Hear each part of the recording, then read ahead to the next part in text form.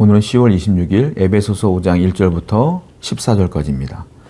그러므로 사랑을 받는 자녀들 같이 너희는 하나님을 본받는 자가 되고 그리스도께서 너희를 사랑하신 것 같이 너희도 사랑 가운데서 행하라.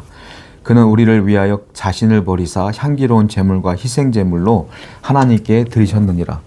이제 바울은 계속해서 마지막으로 새 사람을 입은 사람들의 삶에 대한 이야기를 계속 얘기하고 있어요. 오늘은 거기에 대한 마지막 권면이거든요. 우리가 그리스도를 믿음으로 그리스도인으로 변화되었잖아요. 이제 옛 구습을 벗어버리고 새로운 사람이 된 겁니다. 그러면 이제 어떻게 살아야 될 것이냐라는 얘기를 계속하는데 오늘은 사랑에 대한 얘기를 한다는 거예요. 이제는 우리는 그리스도의 사랑을 받았다. 그래서 구원받았다는 거예요. 그러면 우리 또한 그 사랑을 받은 우리가 사랑하며 살아야 되지 않겠느냐라는 거예요. 그래서 하나님께서 늘 말씀하시는 게 뭡니까? 하나님을 사랑하라, 이웃을 사랑하라. 그 사랑의 개념이 우리 안에 들어왔다는 거예요.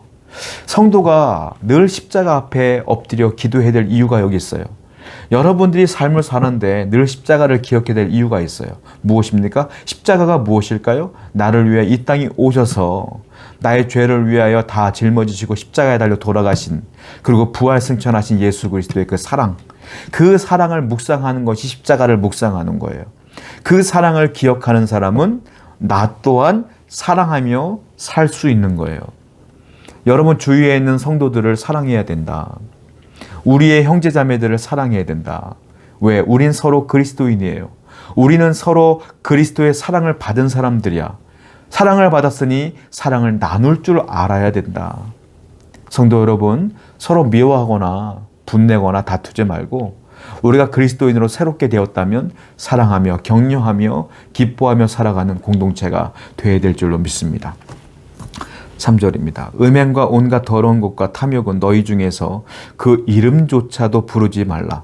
이는 성도에게 마땅한 바니라. 누추함과 어리석은 말이나 희롱의 말이 마땅치 아니하니 오히려 감사하는 말을 하라. 세상은요, 성을 상품화하여 팝니다. 많은 사람들은 돈을 주고 성을 사죠. 그것이 일상화되었고 일반화가 되어 있어요. 그것이 어쩌면 그들의 삶에 있어서 당연한 삶의 논리일 수 있겠어요. 그런데 그것이 입 밖에도 내지 말라는 거야. 성도는 음행하지 말고 더러운 것과 탐욕을 너희 중에서 입 밖에도 내지 말라고 하나님께서 말씀하세요. 너희 입으로 나올 말은 단 하나, 무엇입니까? 4절에 보니까 감사하는 말을 하라. 사람들이 현실에 만족 못하면 욕심이 생겨요. 현실에 만족 못하니까 탐욕이 생겨요.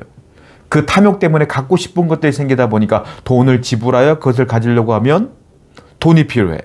그러니까 사람들은 돈을 최고의 가치로 또 여기는 거야. 이것이 계속 반복되어지는 게 인생이라는 거죠. 그래서 성도는 그래서는 안 된다는 거예요. 어떻게 알아? 이제 새 사람을 입었으면 이제 옛날에는 네가 그렇게 살았을 때도 지금은 이제 새 사람이 되었으니까 그렇게 살면 안 된다는 거예요. 어떤 말을 하라? 감사하는 말을 하라. 누가 감사합니까? 만족한 사람이 감사한 거예요. 다른 말로 자족하는 사람이 감사하는 거예요. 누가 탐욕이 생겨요? 내게 없다고 생각하니까 탐욕이 생기는 거야.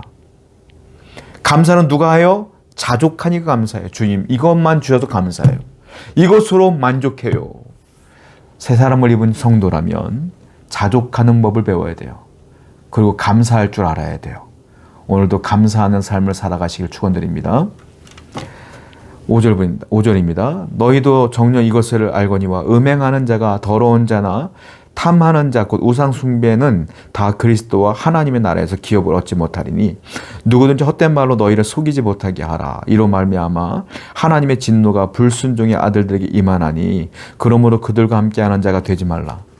하나님께서는 뭐라고 말하냐면 우상 숭배하는 것 하나님이 심판한다 이거예요. 그리고 아까 말씀드린 것처럼 음행하는 자, 더러운 자, 탐하는 자, 탐욕이 있는 자, 우상 숭배하는 자 다 똑같이 보시는 거예요. 하나님은. 그런 모든 것들을. 그래서 하나님은 반드시 그들을 심판하신다. 여호와의 기업을 얻지 못할 것이니라. 천국 못 간다는 거죠. 하나님이 그들을 심판한다는 거예요. 자, 6절과 7절을 보게 되니까 그 불순종의 아들들은 다 심판할 것이다. 그러니까 결론이 뭐냐? 7절에 그러므로 너희는 그들과 함께 하는 자가 되지 말아라. 그 옆에도 가지 말아라 이거예요. 그들이 그런 죄를 지으러 갈 때 따라가지 말라 이거예요. 여러분 믿음은요. 잘 알아야 될 게 있는데, 믿음은 죄에 대해서 담대한 게 믿음이 아니에요. 죄에 대해 담대. 나는 이길 수 있어. 나는 이 정도 내가 멈출 수 있어. 이런 담대함은 믿음이 아니에요. 믿음은 뭐냐면 죄에 대해 민감한 게 믿음이야. 죄의 민감성. 아, 이거 죄네. 큰일 났네. 안 가야지. 이런 민감한 게 죄예요. 이게 믿음이에요. 그래서요, 시편 1편 1절에 뭐라고 했습니까? 의인은 죄인들의 길에 서지 아니하며, 이 말이 있죠. 아예 죄인들이 가는 길 옆에 서지도 않는 게 의인이야. 왜? 죄니까 민감해. 내가 묻어날 것 같아. 나는 거기서 이길 수가 없어. 연약하니까. 그러니까 아예 안 가는 거야. 그게 믿음이다. 성도 여러분, 여러분들은 죄에 대해 담대함을 가져서는 안 돼요. 민감하셔야 돼요. 그리고 아예 그들이 가는 길에 서면 안 돼. 그들이 있는 곳에 함께 하면 안 돼. 그들이 죄를 짓는 현장에 같이 있어서는 안 돼. 떠나야 돼요. 그것이 성도의 삶이다라는 것이죠. 9절부터 볼게요. 8절부터 보겠습니다. 너희가 전에는 어둠이었더니 이제는 주 안에서 빛이라. 빛의 단원들처럼 행하라. 빛의 열매는 모든 착함과 의로움과 진실함에 있느니라. 주를 기쁘시게 할 것이 무엇인가 시험하여 보라. 이제 너희는 전에는 어둠이었다라는 거예요. 그런데 이제는 예수 그리스도를 믿음으로 새 사람이 되었고 이제는 주 안에서 빛이라. 성도가 빛이라는 거예요. 예전에는 어둠이었는데 이젠 빛이 됐어요. 그러니까 빛이니까 빛의 자녀들처럼 행하는 것이 맞지 않겠느냐라는 거예요. 자, 그러면서 빛의 자녀가 살아가면서 얻는 열매들이 있다는 겁니다. 그 열매가 뭐냐? 빛의 열매는 모든 착함과 의로움과 진실함에 있느니라. 빛의 열매는, 성도의 열매는 착해야 된다. 그리고 의로워야 된다. 그리고 진실해야 된다. 이게 우리 성도의 삶의 열매라는 겁니다. 여러분, 착한 것, 의로운 것, 진실한 것은 관계적으로 설명할 수 있어요. 즉, 누군가 관계할 때 착하다. 누군가 관계할 때 진실하다. 거짓말하지 않는다. 누군가 관계할 때 이 사람은 의롭다. 선하다. 이렇게 평가받는 거예요. 그러니까 이 열매들은 다 무슨 열매? 관계적 열매. 누구에게 나타나는 열매? 어둠에 갇혀있는 세상 사람들에게 보여줘야 되는 열매. 그 사람들이 여러분들을 볼 때 너 참 착하구나. 예수 믿는 너는 착하구나. 예수 믿더니 넌 거짓말도 안 하는구나. 선하구나. 너는 의롭구나. 라는 평가를 듣는 게 당연한 거예요. 그런데 많은 그리스도인들이 착하다는 얘기를 못 들어. 진실되다는 말을 못 들어. 의롭다는 말을 못 들어. 그러니까 한국교회에 문제가 생기는 거예요. 우리 교회 성도 여러분들은 빛의 열매를 맺어야 될 줄로 믿습니다. 그렇게 살아야 된다는 거죠.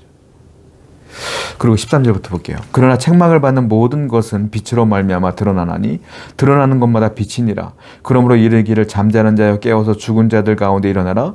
그리스도께서 너에게 비추시리라 하셨느니라. 자, 여기에 13절을 보니까 책망을 받는 모든 것은 빛으로 말미암아 드러난다.